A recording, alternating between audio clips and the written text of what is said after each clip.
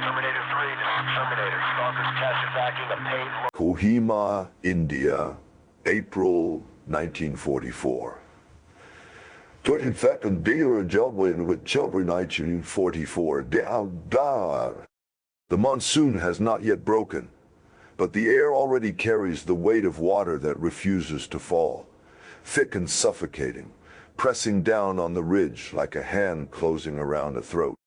The smell here is not the clean scent of jungle rain. It is something closer to a slaughterhouse left open under the sun. Cordite, rotting flesh, and the sour reek of men who have not washed in weeks.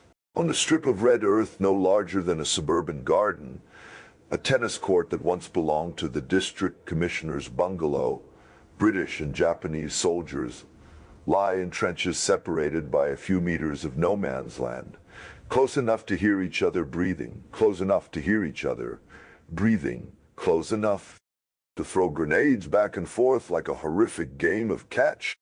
Lieutenant General William Slim stands over a map in a command tent several miles back, his face lined not with panic, but with the exhaustion of a man who has already lost once and refuses to lose again.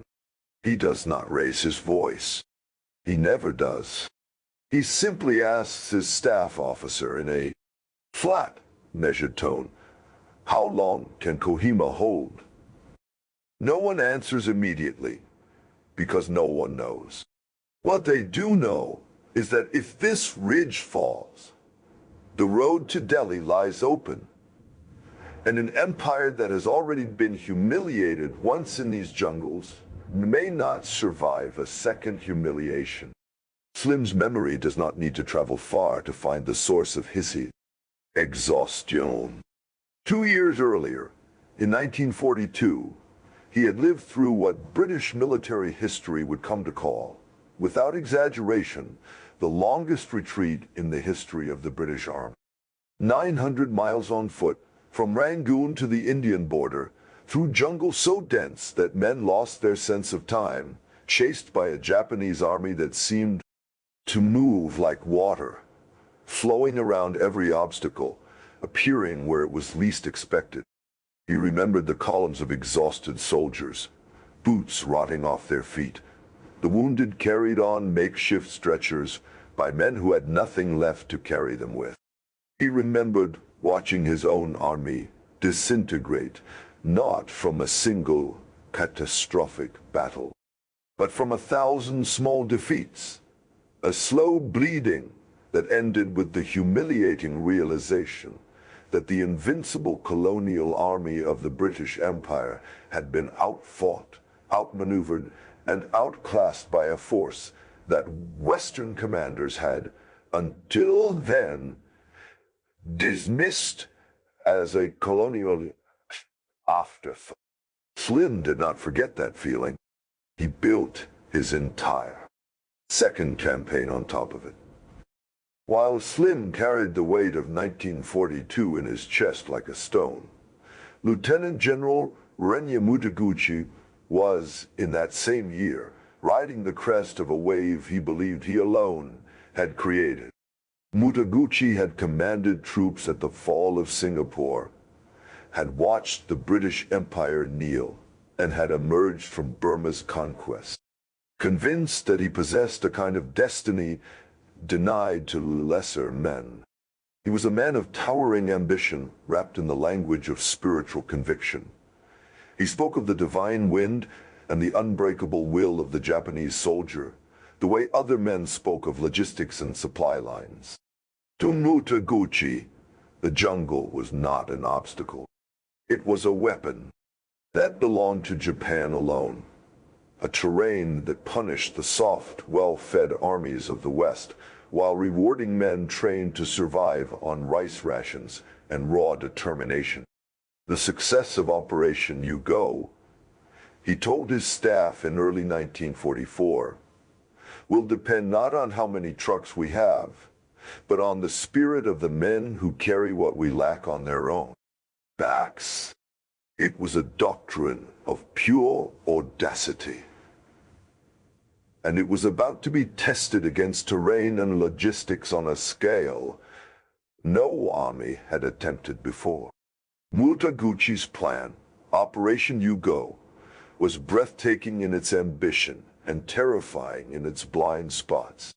3 Japanese divisions, some 85,000 men, would cross the Chinduan River and drive west into Assam, sighting the British supply base at Imphal and the strategic ridge at Kohima, severing the road that fed Allied forces in the region, and, in Mutaguchi's most fevered visions, opening the gates to India itself, where he believed a nationalist uprising against British rule awaited only the arrival of a liberating. Divided, some considered the plan reckless, given that his supply lines could not possibly keep pace with his advance through mountains and jungle with no roads.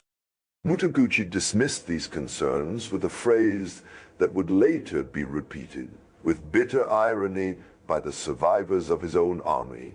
He would rely on Churchill supplies, captured British food, ammunition, and equipment to sustain his men once the offensive began. He was gambling an entire army on the assumption that his enemy's storehouses would fall into his hands exactly on schedule. Slim, watching Japanese preparations from across the Chinduan, made a decision that would define the entire campaign. He chose not to fight Mutaguchi on the border. Instead, he pulled his forces back toward Imphal, allowing the Japanese to advance deep into terrain that Slim controlled and Mutaguchi did not. Terrain that could be supplied from the air by the Royal Air Force and the American Air Transport Command, while Japanese supply columns stretched thinner and thinner across 300 miles of some of the most brutal mountain jungle on Earth. It was a complete inversion of everything the British Army had believed about jungle warfare only 2 years before. "We will not run from the jungle again," Slim told his commanders. "We will make the jungle our friend and let it become the enemy's grave." This was not just a change in tactics. It was Slim rebuilding, soldier by soldier, an army's belief in itself. Let's look at this through the eyes of someone who lived it. Sepoy Ranjit Singh, a 22-year-old rifleman from Punjab serving with the 4th Battalion at Kohima, crouched in a slit trench that had, until 3 weeks earlier, been the flower bed of the Thawar District Commissioner's garden. The smell of cordite mixed with the cloying sweetness of the monsoon flowers that somehow still bloomed between the shell craters. A grotesque contrast he would remember for the rest of his life. He had not slept properly in 9 days.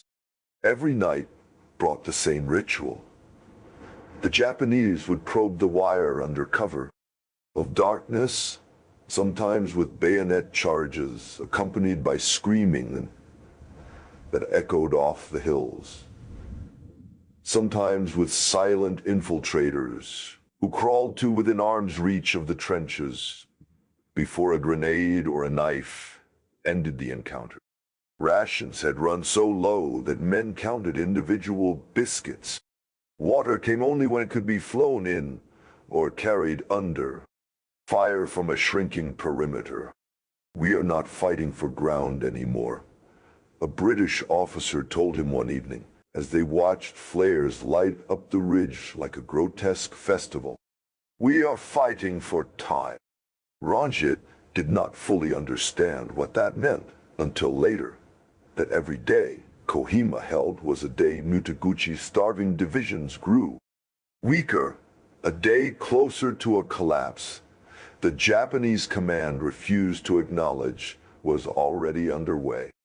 If you had a grandfather, granduncle, or father who served with the 14th Army in Burma, British, Indian, Gurkha, African, or from any of the more than a dozen nations that made up what soldiers themselves bitterly nicknamed the Forgotten Army. Pause. for a moment and write his unit in the comments. History has not always been kind to this campaign. It was fought far from the cameras of Normandy and the headlines of the Pacific Fleet battles, and yet it involved some of the most brutal close-quarters fighting of the entire war. These were men who fought in monsoon mud up to their knees, who battled malaria and typhus as much as they battled the enemy, who were resupplied not by trucks on paved roads, but by parachute drops from aircraft flying blind through mountain fog. The war in Burma did not have the glamour of a beach landing. It had trenches separated by the width of a tennis court, and men who threw grenades at each other across a distance close enough to see faces. By the end of May 1944, the arithmetic of Mutaguchi's gamble had turned catastrophically against him. His Churchill supplies never materialized in any meaningful quantity, because the British depots he expected to capture simply never fell. His divisional commanders, watching their men die of starvation and disease at a rate that dwarfed combat casualties, began disobeying his orders outright, withdrawing their exhausted troops without permission. An act of open defiance almost unheard of in the Imperial Japanese Army's rigid command culture. Mutaguchi, from his headquarters far behind the lines, continued to demand offensives from men who could no longer stand upright without assistance. Advance or die trying, he insisted, even as reports reached him describing soldiers so weakened by starvation that they could not lift their rifles. The monsoon, when it finally broke in full force in June, did not just soak the battlefield, it drowned it, turning mountain tracks into rivers of mud that swallowed men, mules, and what little remained of Japanese supply columns. The retreat that followed has been described by historians as one of the greatest disasters in Japanese military history, and the men who survived it gave it a name of their own, the Road of Bones. Tens of thousands of Japanese soldiers who had marched into India with Mutaguchi's promises of glory in their ears now stumbled back through the same mountains, starving, riddled with dysentery and malaria, abandoning the wounded who could no longer walk. Slim's forces, no longer the broken army of 1942, pursued them with a relentlessness that mirrored the very doctrine Mutaguchi himself had once preached: speed, aggression, no pause to bury the dead. Of the roughly 85,000 men who began Operation Yugo, more than half never returned. Mutaguchi was relieved of command in disgrace, his superiors citing his repeated refusal to acknowledge the collapse of his own logistics. He would spend the rest of his life defending decisions that even his own subordinates had come to regard as a form of madness, dressed in the language of spiritual willpower. Slim, by contrast, did not stop at Kohima and Imphal.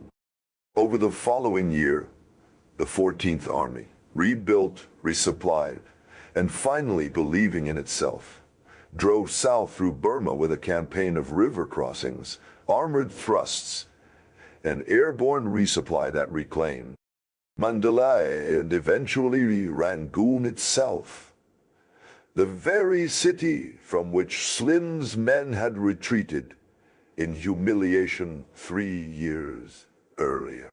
He did it with an army that history had mostly forgotten was even fighting, assembled from soldiers of Britain, India, Nepal, West Africa, and East Africa. Men who rarely appeared in newsreels and rarely made headlines, waging one of the most logistically complex campaigns of the entire war in some of the least hospitable terrain on the planet. Reflecting on this duel, What emerges is not simply a story of one general's brilliance against another's arrogance, though there is truth in that. It is a story about the difference between a doctrine of willpower and a doctrine of endurance. Mutaguchi believed that spirit alone could substitute for supply lines, that the sheer will of the Japanese soldier could outlast any logistical shortfall. Flynn believed the opposite, that no amount of courage could compensate for starvation, and that an army's true strength lay not in its capacity for sacrifice, but in its capacity to be sustained. Kohima and Imphal were not won by a single brilliant maneuver. They were won by air transport squadrons flying through monsoon storms, by quartermasters calculating rice rations to the ounce, by an army that had once broken under humiliation and chose, deliberately and painfully, to rebuild itself from the ground up. Jungles of Burma today have reclaimed almost everything. The tennis court at Kohima is a memorial garden now, quiet and green, where a simple stone marks the line where the two armies once faced each other, close enough to hear each other's breath. But the lesson etched into that ridge remains as sharp as it was in 1944. In modern war, spirit without supply is not courage. It is a slow, deliberate form of surrender. And in the mountains between India and Burma, the army that understood that difference was the one that walked out alive.